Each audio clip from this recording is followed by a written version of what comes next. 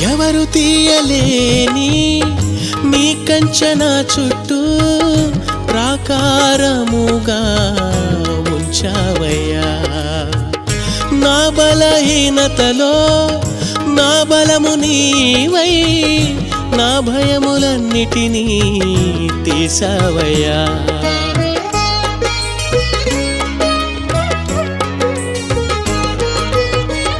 ఎవరు తీయలేని నీ కంచెన చుట్టూ ప్రాకారముగా ఉంచావయ్యా.